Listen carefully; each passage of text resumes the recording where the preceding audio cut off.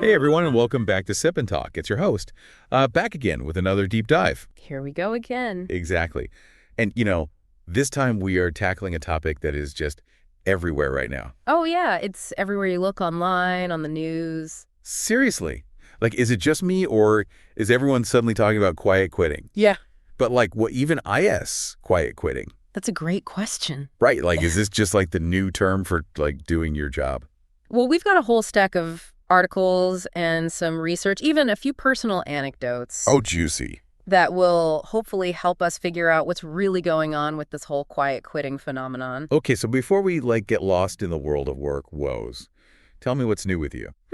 Let's just say I've been putting all this quiet quitting research to good use. Ooh, tell me more.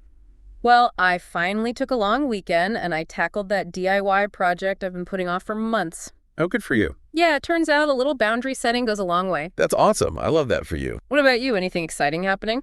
Oh, you know me always up to something. I just tried this new bubble tea place down the street, and let me tell you. Was it good? It was life-changing. Life-changing bubble tea. Okay, maybe not life-changing, but definitely delicious. I'm always up for a good bubble tea adventure. Right. The simple things in life, right?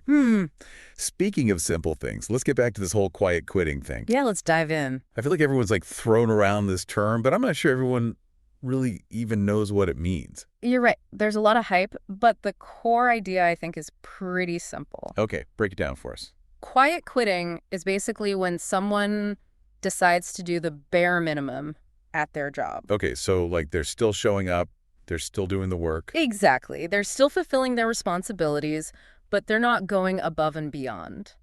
They're not emotionally invested. Okay, so it's not about slacking off or doing a bad job. Not at all. Okay. It's more about drawing a line in the sand between work life and personal life. One of the articles we have defines it as rejecting the idea that work has to be your whole life. Oh, I like that. Yeah. So it's like saying, I'm here to do my job, but don't expect me to, sacrifice my well-being for it. Precisely. It's about setting boundaries and prioritizing your own needs. Okay, that makes a lot more sense.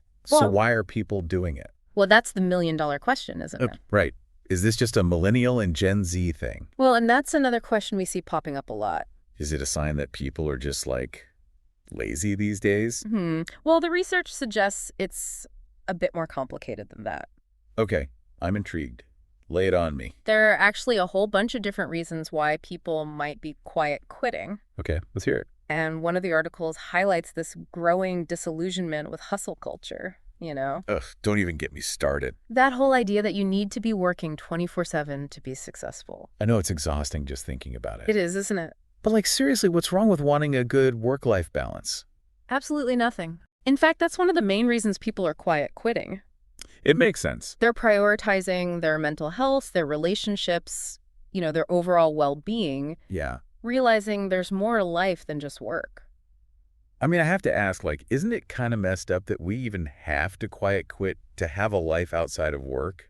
That's a great point. Shouldn't that just be a given? You would think so, right? Right. And it really speaks to this larger issue of how work culture has evolved, especially in recent years. It's true. It's we're all supposed to be grateful to even have a job. Right. So we just have to suck it up and deal with whatever comes with it. Take it or leave it. Right. Even if it makes us miserable. Yeah, it's definitely a complex issue with a lot of different factors at play. Oh, for sure. But before we go too far down that rabbit hole, okay, let's look at some specific examples of why people are quiet quitting. Okay, I'm ready. One article we have mentions a Gallup study that found... Hold on, Gallup study. For those of us who aren't research nerds, can you break down, what Gallup is and why we should care about their findings? Yeah, good point. Because I see that name thrown around a lot. So Gallup is a global analytics and advice firm, and they're known for their public opinion polls. Okay. Their research on various topics, including employee engagement. Okay. They conduct these massive surveys, and their findings are often used to understand workplace trends. Got it. So when they say something about quiet quitting, it's not just a random opinion. Right. It's based on a lot of data. Okay, so Gallup's not just some random person on the internet. Exactly. Gotcha. Okay, so then what did their study say about why people are quiet quitting? So their research suggests that a huge chunk of the workforce, over half of U.S. employees, in fact, over HELF, are already quiet quitting. That's a lot of quiet quitters. It is a lot. Okay, so what are the reasons? Spill the tea. They cite things like feeling burnt out, feeling undervalued, and lacking opportunities for growth or development. So they're just like over it. Pretty much. Okay. They're not necessarily unhappy with their jobs, Okay. but they're not feeling inspired or motivated either. So it's not just about laziness or entitlement. Right. It's about feeling stuck and unappreciated. Exactly. And that's where things start to get really interesting. Ooh, here's where it gets juicy. Because it shifts the focus from the individual employee to the work environment itself. Okay, so is quiet quitting a good thing or a bad thing? Is this a sign of a healthy work-life balance, or is this a red flag that something's wrong with our work culture? Well, it's not so black and white. Okay. Some articles frame it as a positive step towards reclaiming personal time and setting healthy boundaries. Okay. Like it's a way to avoid burnout and prioritize mental well-being. Yeah, especially with all the pressure we face these days to be like on all the time thanks to social media and the whole hustle culture thing. Right, exactly.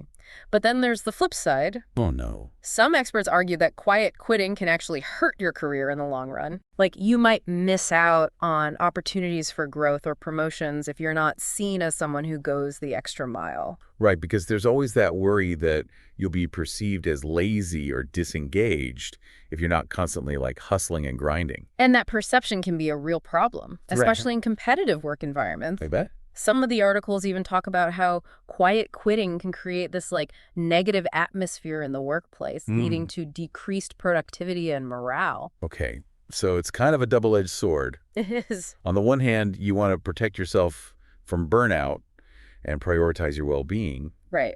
But on the other hand, you don't want to like jeopardize your career or be seen as a slacker. It's about finding that balance. Yeah, it's a tough one. It really depends on the individual and, let's say, like their specific work environment and their career goals. Okay, so it's not as simple as saying quiet quitting is good or bad. Right. It's definitely more nuanced than that. But what about the impact on companies? Is quiet quitting a problem for them?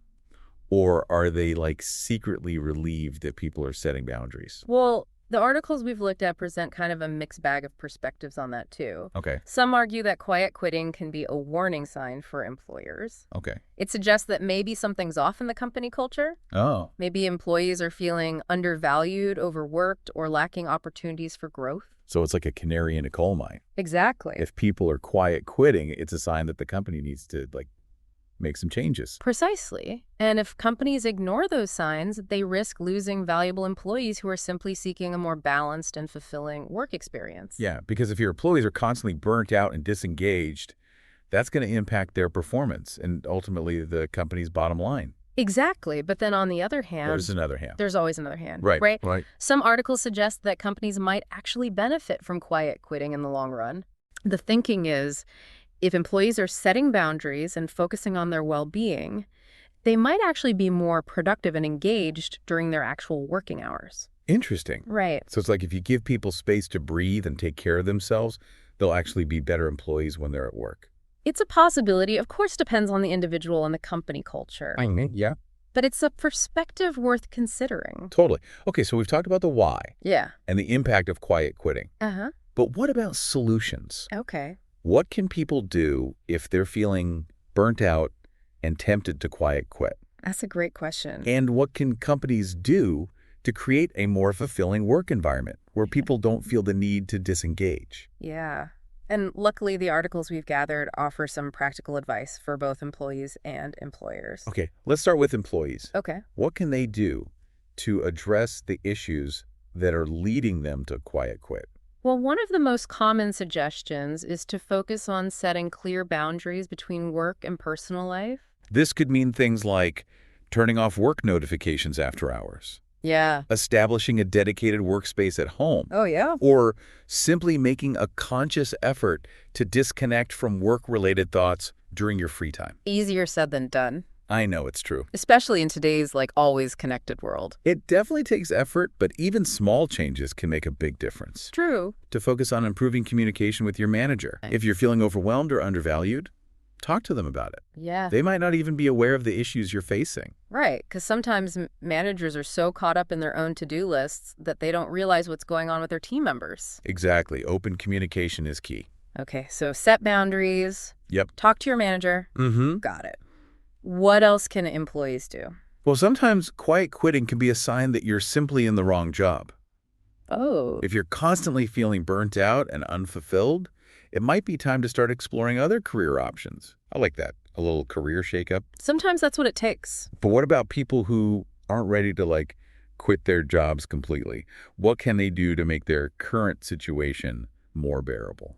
One suggestion that came up repeatedly is to focus on finding meaning and purpose in your work. Okay. This might involve taking on new challenges, seeking out opportunities for growth, or simply shifting your perspective to see how your work contributes to the bigger picture. So it's about finding ways to, re-engage with your work and make it feel more fulfilling. Exactly. And sometimes that can be as simple as reminding yourself of why you chose this career path in the first place. I love that, because sometimes we get so caught up in the day-to-day grind that we forget why we started doing this in the first place. It happens. Yeah. It's important to reconnect with that sense of purpose. Okay, so we've covered some strategies for employees. Yeah. What about employers? Okay. What can they do to address the quiet quitting phenomenon and create a more engaged and motivated workforce? One of the most important things employers can do is foster a culture of appreciation and recognition. Okay. This could involve simple gestures like saying thank you more often, providing regular feedback, or celebrating team accomplishments. Right, because everyone wants to feel valued and appreciated for their contributions. Exactly. And when people feel appreciated, they're more likely to be engaged and motivated. That makes sense.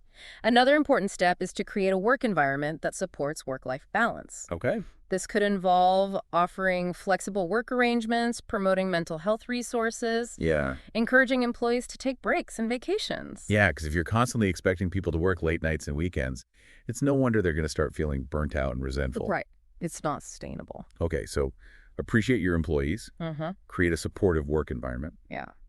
Got it? Any other tips for employers?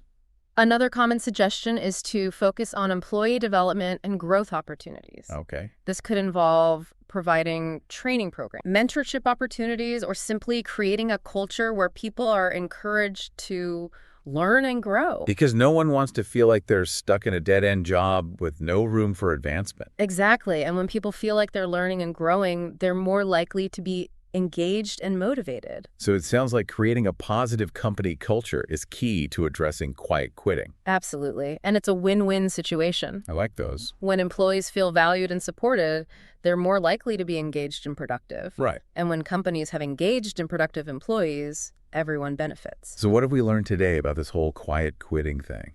Well, we've learned that it's a complex issue with a lot of different factors at play. It really is. It's not simply about laziness or entitlement. Right. It's often a symptom of larger issues in the workplace. Yeah. Such as burnout, lack of appreciation, or a mismatch between employee expectations and company culture. Right, and we've learned that there are things both employees and employers can do to address these issues. Definitely. And create a more positive and fulfilling work experience. It's all about finding solutions together. Exactly.